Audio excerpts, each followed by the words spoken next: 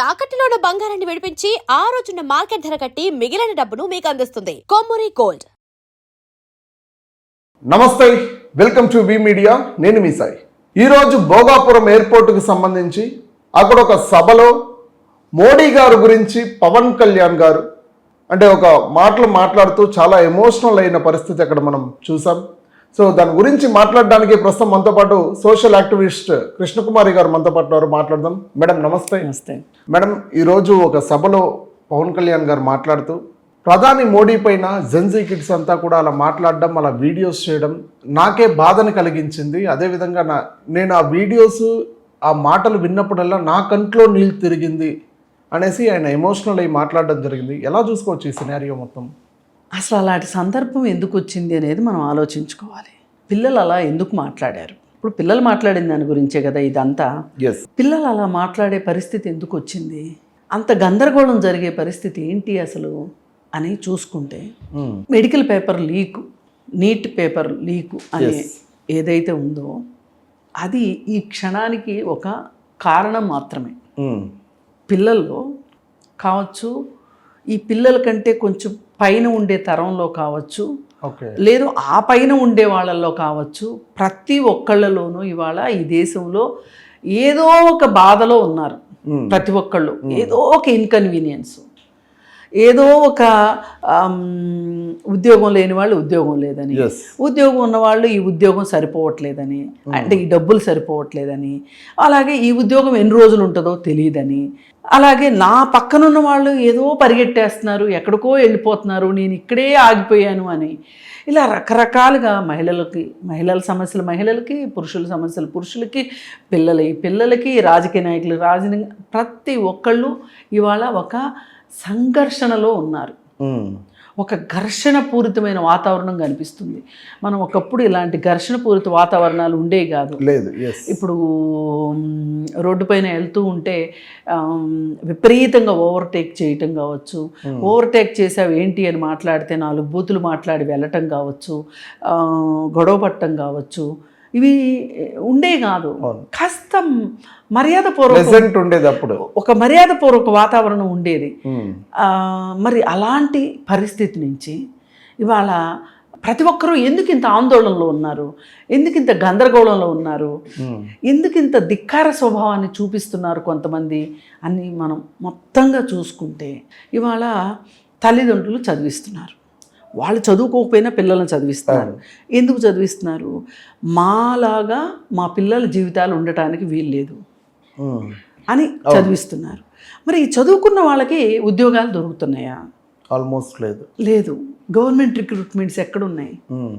ఎక్కడో railway recruitment board కావచ్చు, రైల్వేలో కూడా చాలా ఉద్యోగాలు ఏమంటాము కాంట్రాక్ట్ జాబులు అయిపోయినాయి, అవుట్ సోర్సింగ్ అయిపోయింది. ప్రతిదీ అవుట్ సోర్సింగే. సెక్రటేరియట్లో బోల్డ్ మంది అవుట్ సోర్సింగ్ ఎంప్లాయీస్, అంటే థర్డ్ పార్టీ వాళ్ళు అవుట్ సోర్సింగ్ ఏజెన్సీల ద్వారా రిక్రూట్మెంట్స్ జరుగుతున్నాయి. ఈ ఏజెన్సీల ద్వారా రిక్రూట్మెంట్లు జరుగుతున్నప్పుడు ప్రభుత్వాలు వాళ్ళకి డబ్బులు ఇస్తున్నాయి ఏజెన్సీలకి. ఏజెన్సీలు కన్సల్టెన్సీలు మాదిరి అనమాట. ఎంప్లాయీస్కి డబ్బులు సరిగా ఇవ్వట్లేదు. అది ఒక పెద్ద వివాదం ఇవాళ నడుస్తుంది బయట. ఎందుకు అని అంటే వాళ్ళకి డబ్బులు ఇవ్వట్లేదు ఎంప్లాయీస్కి, వాళ్ళు ఒక అశాంతిలో ఉన్నారు.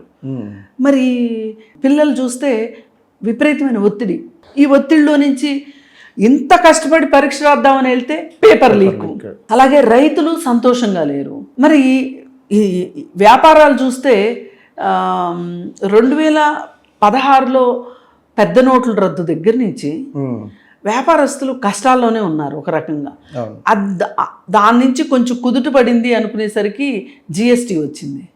జిఎస్టీ అయిపోయిన తర్వాత ప్రపంచం మొత్తంలో ఎలక్షన్స్ జరగటం, తద్వారా వేరే దేశాల్లో కూడా కాస్త కోస్త సంక్షోభాలు ఉండటం, యుద్ధాలు జరగటం, ఎక్కడంటే అక్కడ ఎక్కువైనాయి, వార్స్ ఎక్కువైపోయినాయి.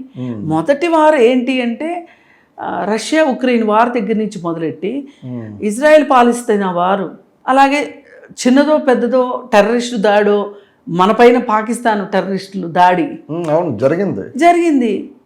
ఏమి చిన్నవి కాదు. ఏది జరిగినా ఒక విమాన ప్రమాదం జరిగింది అనుకుందాం, ఆ మధ్య 255 మంది ఏమో ప్రయాణికులు ఒక విమాన ప్రమాదంలో చనిపోయారు. అవును, ఒకే ఒక్కడు బతికాడు దాన్ని. ఒక్కడే బతికాడు. ఎస్. అయితే ఆ 250 మంది కుటుంబాలు ఏవైతే ఉన్నాయో ఆ 250 కుటుంబాలు ఇది జరిగి 2 సంవత్సరాలు అయింది, ఈ రోజుకి కోలుకుని ఉండరు వాళ్ళు. అవును, తల్లిదండ్రులు ఖచ్చితంగా బాధ ఉంటుంది. అది పిల్లలు చనిపోయిన తల్లులు బాధపడతారు, తల్లిదండ్రులు లేకపోతే పిల్లల పరిస్థితి ఇంకా వల్నరబుల్గా ఉంటుంది. ఇట్లా ఏ రకంగా చూసినా ప్రతి చోట ఏదో ఒక సంక్షోభం ఉంది. అలాగే మన దేశం కూడా అతీతం కాదు.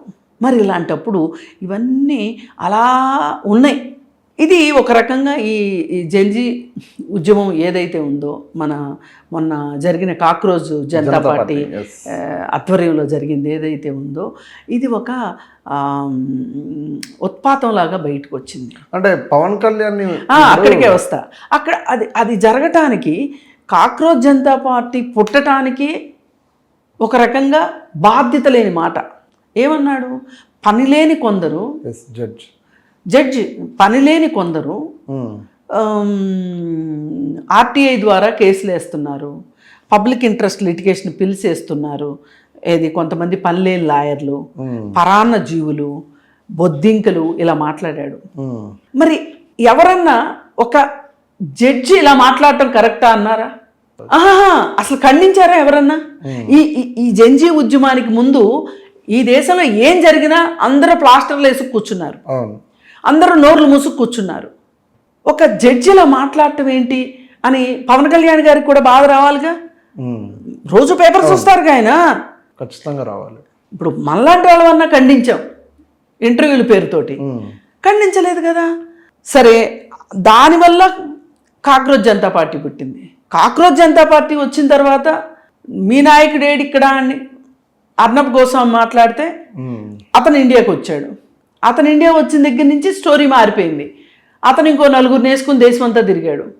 నేను దీన్ని వ్యతిరేకిస్తున్నాను, ప్రభుత్వం తన పద్ధతి మార్చుకోవాలి, దేవేంద్ర ప్రధాన్ రాజీనామా చేయాలి అని అతను వన్ బై వన్ చాలా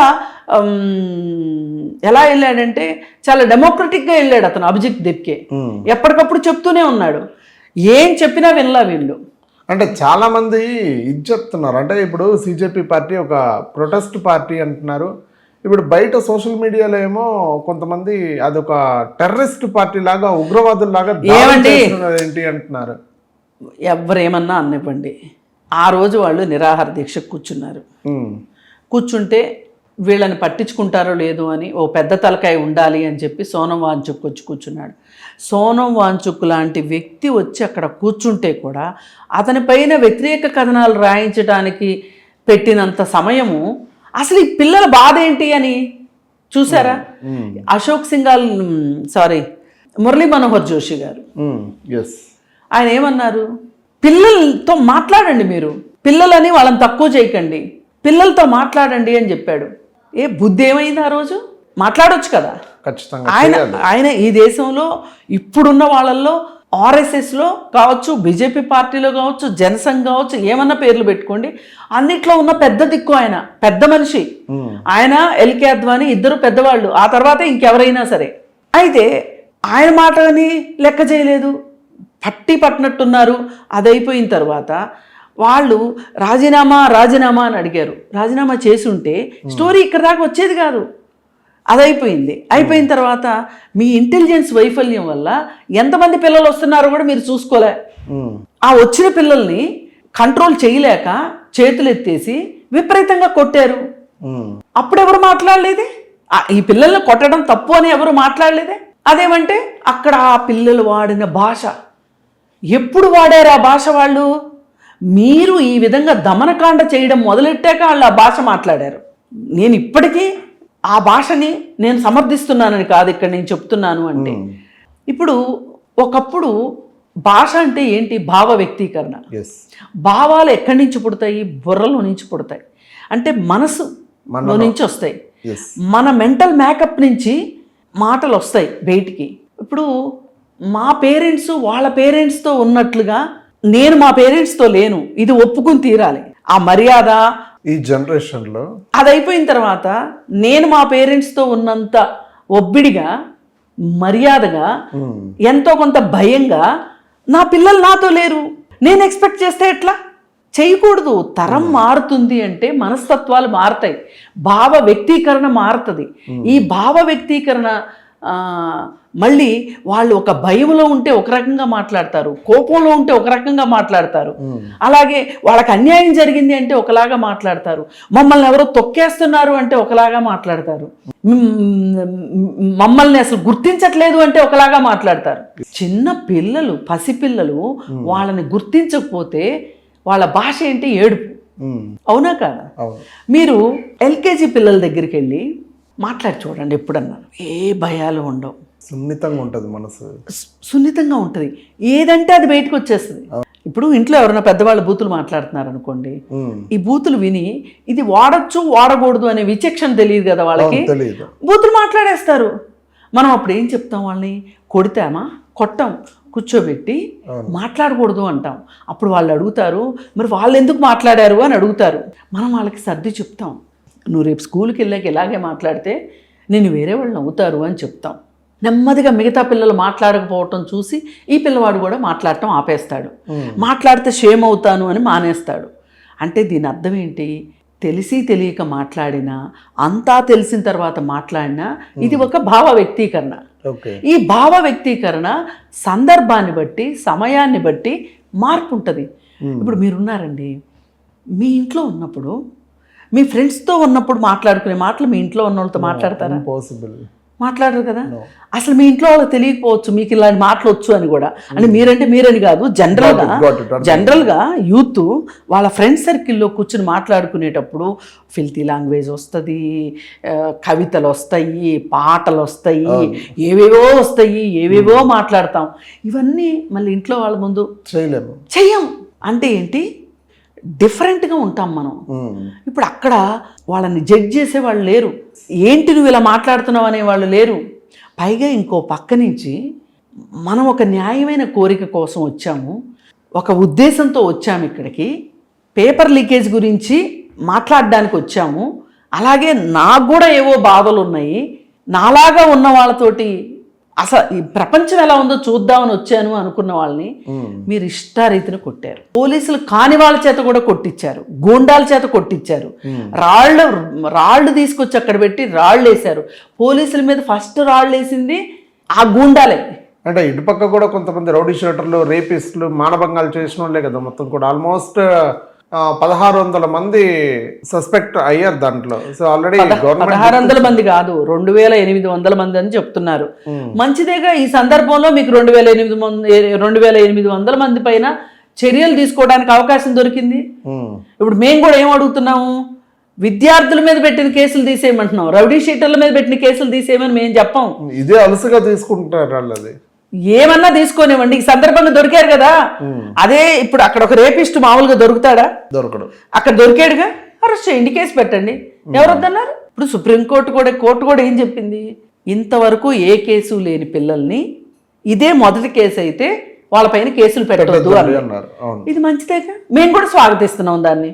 ఇప్పుడు అక్కడ ఎవరైతే అల్లర్లు చేశారు అని మీరు గుర్తించామనుకుంటున్నారో వాళ్ళ నేర చరిత్ర బయటకు తీయండి.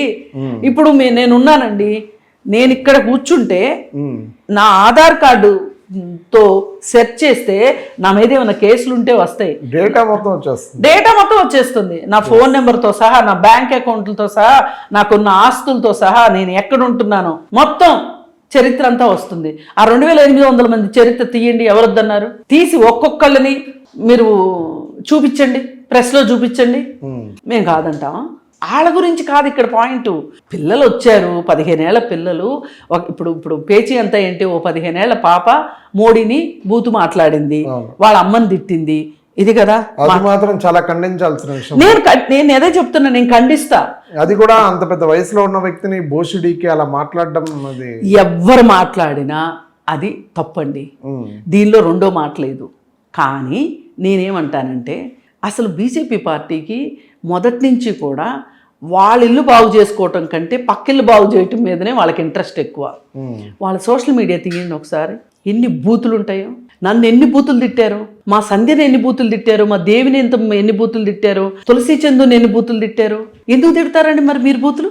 అంటే ఇప్పుడు మేము మోడీ అంత టోళం కాకపోవచ్చు, మేము మనుషులమేగా. అసలు ఫస్ట్ ఈ బూతులు మొదలెట్టిందే సోషల్ మీడియాలో బీజేపీ వాట్సాప్ యూనివర్సిటీ వాళ్ళ ఇన్ఫ్లుయెన్సర్లు. పెయిడ్ అంటున్నారు కదా కొంతమంది. అవును, వాళ్ళు కొంతమంది యూట్యూబ్ లో చాలా మంది చూస్తున్నాము, ఇన్ఫ్లుయెన్సర్లు, యూట్యూబర్లు, అదే విధంగా మీడియా ఛానల్ ఒక ప్రముఖ మీడియా యాంకర్ కూడా చెప్తా ఉన్నారు, పెయిడ్ జర్నలిస్ట్ చెప్తా ఉన్నారు. అవును, మేము అదే చెప్తున్నాం. వాళ్ళే పే చేస్తున్నారు, వాళ్ళు పే చేస్తున్నారు కాబట్టి వాళ్ళంత విచ్చలవిడిగా మాట్లాడుతున్నారు. ఎర్ర బొద్దింకులని, ఎర్ర పార్టీలని ఇష్టారీతిని మాట్లాడుతున్నారు. ఈ దేశం నిర్మాణం జరిగిందే కమ్యూనిస్టుల వల్ల, కాంగ్రెస్ వల్లే ఈ దేశ నిర్మాణం జరిగింది, ఎవరు ఒప్పుకున్నా ఒప్పుకోకపోయినా. అవును, అది వాస్తవం.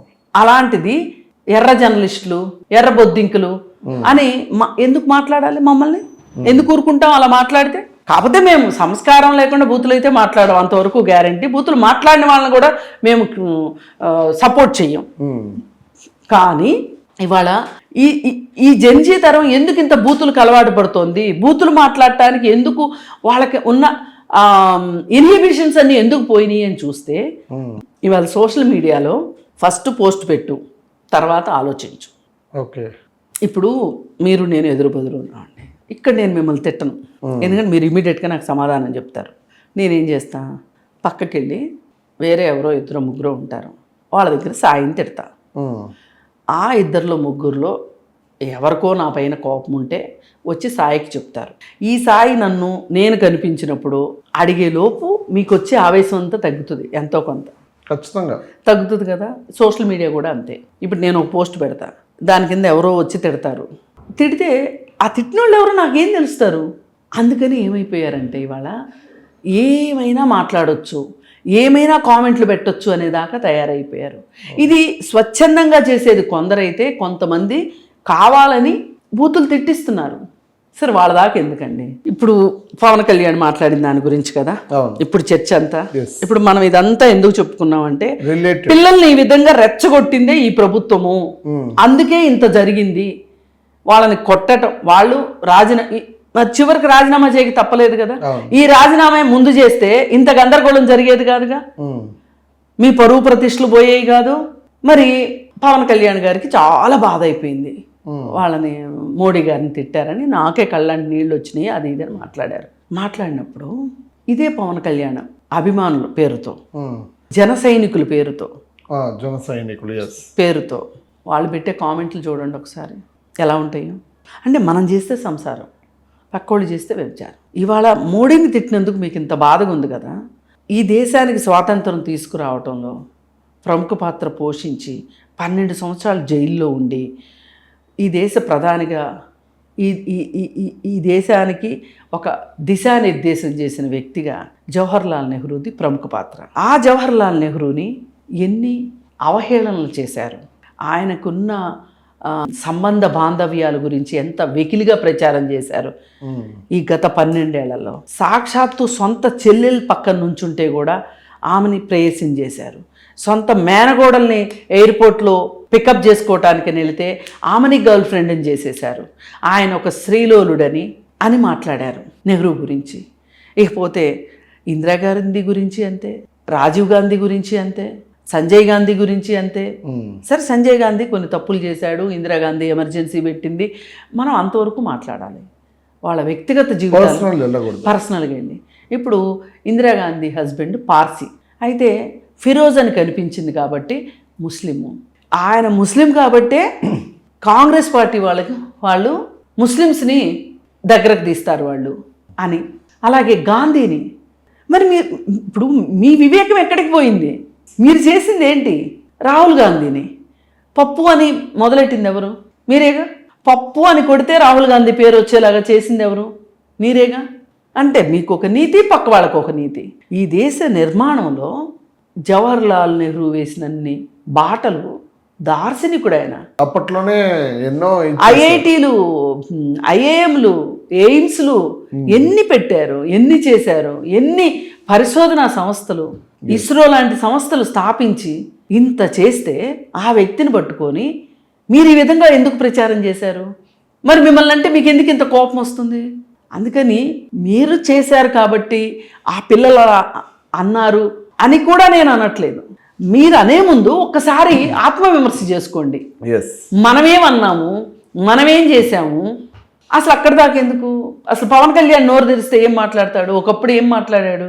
ఒకప్పుడు అది ఆయన కాంగ్రెస్ వాళ్ళ పంచలోడ తీసి తంతానన్నాడు. ఏ రాజ్యాంగంలో ఉంది? నీకు నచ్చని నాయకుడిని కొట్టే హక్కు నీకుందా? ఒకప్పుడు టీడీపీని కూడా మాట్లాడినారు కదా. మాట్లాడాడు. ఒకసారి వెనక్కి తిరిగి చూసుకోండి, పంచలోడ కొడతాను అని తిట్టాడో లేదో. అందుకని ముందు మనం ఒకళ్ళని విమర్శించే ముందు మనం ఎలా మాట్లాడుతున్నామని చూసుకోవాలి. చిన్న చిన్న జర్నలిస్టుల పేరుతోటి జస్ట్ 40 సంవత్సరాలు కూడా లేని కొంతమంది ఇష్టారీతిన పెద్ద పెద్ద వాళ్ళ గురించి వీడియోలు చేసి పెడుతున్నారు. మరి దాని గురించి ఏంటి? పేర్లు చెప్తారా? రాములమ్మ, ఇంకెవరో ఎందుకు? మగధాలో వచ్చే ఈ వీడియోలు ఏంటి? మీరు ఎప్పుడైనా చూసారా మగధా వీడియోలో? రాములమ్మ అంటే ఇప్పుడు న్యూస్ మీద కంపారిజన్ చేస్తూ ఉన్నారు కాబట్టి అది చూస్తూ ఉంటాను నేను. చూడండి, ఆవిడ ఎట్లాంటి అరుంధతి రాయ్ లాంటి, సోనం వాంగ్చుక్ లాంటి ఇట్లాంటి వాళ్ళని పందుల గుంపుతో పోల్చింది ఆవిడ. చేయొచ్చునా మరి? మరి ఆ మగధా న్యూస్లో ఏమొస్తాయి? మగధా దీంట్లో ఎర్ర జర్నలిస్టులు ఇలా అసలు అంటే వీళ్ళంతా ఎవరికి సపోర్ట్ అనుకోవాలి? సపోర్టు, ఇంకెవరికి సపోర్ట్? ఇప్పుడు వాళ్ళేమో బీజేపీ ఇప్పుడు బండి భగీరథ్ని అరెస్ట్ చేస్తే దానికి యాంటీగా మాట్లాడినారు. ఎక్కడ మాట్లాడారు? సంబంధించి ఏం మాట్లాడాల? అసలు పోక్సో చట్టమే వద్దని వీడియోలు చేశారు వాళ్ళు. బీజేపీతో మాకు సంబంధం లేదంటారు. అలాగే చెప్తారు మరి. మాట్లాడినే అవే. అసలు పిల్ల కాక్రోచులు దేశ ద్రోహులు. అసలు వీళ్ళందరి మీద దేశద్రోహ నేరం పెట్టాలంట. అందుకని ఒకటి, భాష చాలా చాలా ముఖ్యమైనది. భాష సంస్కారవంతంగా ఉండాలి ఖచ్చితంగా.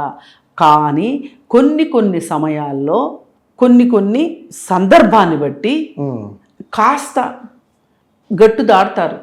అసలు ఆ వయసు పిల్లలు ఢిల్లీ దాకా వచ్చి ప్రదర్శన చేసే అవకాశం కల్పించింది మీరు. ఫస్ట్ లేకపోతే జరిగేది కాదు. అసలు వాళ్ళు ఎందుకు వచ్చేవాళ్ళండి? గతంలో కూడా జరిగింది, మళ్ళీ ఇప్పుడు జరిగింది. సో మేము ఎందుకు 24లో జరిగింది, 25లో జరిగింది, 26లో జరిగింది. ఈ 12 సంవత్సరాల నుంచి 152 ఎగ్జామ్ పేపర్లు లీక్ అయినాయి. దానివల్ల 7,50,00,000 మంది విద్యార్థులు నష్టపోయారు. విద్యార్థులు కావచ్చు, అభ్యర్థులు కావచ్చు, వాళ్ళకి సంబంధించిన వాళ్ళు. అసలు వీళ్ళు నీట్ ఎగ్జామ్ రాసే మొహాలేనా అని వీడియోలు చేయటం వీళ్ళు. అసలు నీట్ రాసిన వాళ్ళు ఎవరున్నారు అక్కడ? అందుకని మీరు ఒక స్థాయికి తీసుకెళ్ళిపోయారు రెచ్చగొట్టడానికి. ఇప్పుడు ఒక బంతిని గోడకేసి ఎంత బలంగా కొడితే అంత బలంగా మనమోహానికే వచ్చి తగులుతుంది. అదే జరిగింది. అందుకని ఇక్కడ దాకా తీసుకొచ్చిన మీ ప్రభుత్వం తప్పు. ముందు ఆ ఆత్మ పరిశీలన చేసుకోండి. ఇప్పుడు మొసలు కన్నీరు కార్చడం కాదు, ఆయన దగ్గర మార్కులు వేయించుకోవటానికి, ఆయన దగ్గర మంచోడు అనిపించుకోవటానికి, వినయ విధేయుడు అనిపించుకోవటానికి మాట్లాడటం పెద్ద కష్టమేం కాదు. ఆయన్ని నేను అలాగే చూస్తా, Pawan Kalyan. Right, thank you so much for your information madam. Thank you so much. Right, చూసారు కదా, ఇది ప్రస్తుత పరిస్థితి. జెన్జీ బయటకు వచ్చి మాట్లాడిన పరిస్థితులు, తీరులు, ప్రభావాలు అలా ఉన్నాయి కాబట్టి జెన్జీ బయట వచ్చి ప్రొటెస్ట్లో పాల్గొని వాళ్ళ హక్కులు పోరాడి వాళ్ళకి ఏది కావాలో అది దక్కించుకున్నారు. సో దాని గురించి అలా మాట్లాడడం కరెక్ట్ కాదంటూ కూడా చెప్పుకొచ్చారు.